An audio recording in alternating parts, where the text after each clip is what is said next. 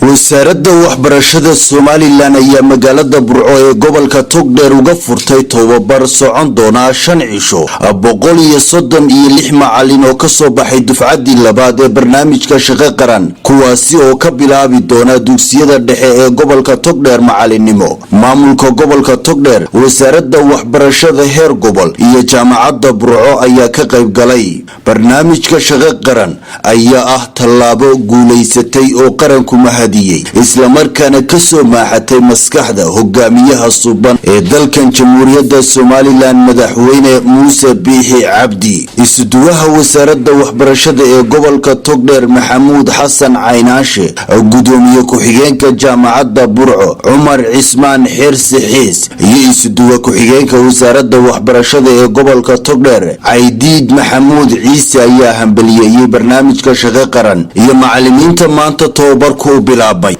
in muddo 5 cisho aynu halkan ku qaadataan tababarkii macallinimo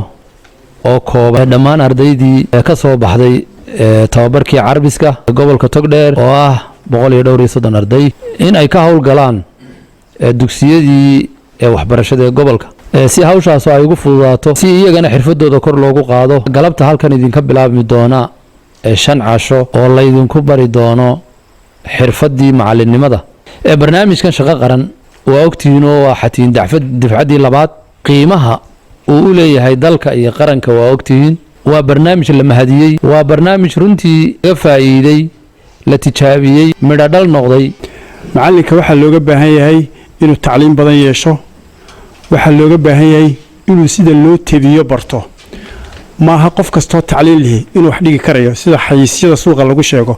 qaar baa intay meel ka furaan af Ingiriisi bay koonayaan native speakers wax ku dhigaya every native speaker cannot teach English waa been way tababar gaara ayaa loo qaataa sida wax loo dhigo dulqaad baa loo baahay ina wax saxdaan baa loo baahay laba qodob baan kula hadlayaa macallinku waxna waa intuu dabada joogo waxna waa markuu galaaska galo dabada markuu joogo waxa kamid ah barbaareysha buugis inuu u warayo waxa uu ardayga la hortagay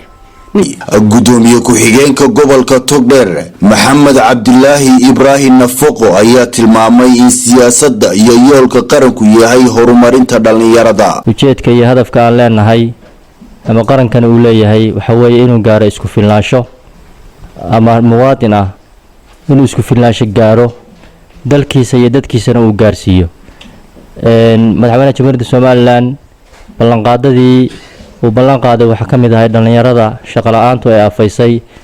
in shaqo abuur loo sameyn doono dafcadii labaad falilah alxamdu ayaad maanta tihiin intani waxa ku soo baxdeen inaad noqotaan macallimiin macallin marka la leeyahay runtii waa shay qaali ah kaadal muallim an yakuna rasuulan wa tilayir Absaaq Farax Cabdilaahi TV qaranka Somaliland Burco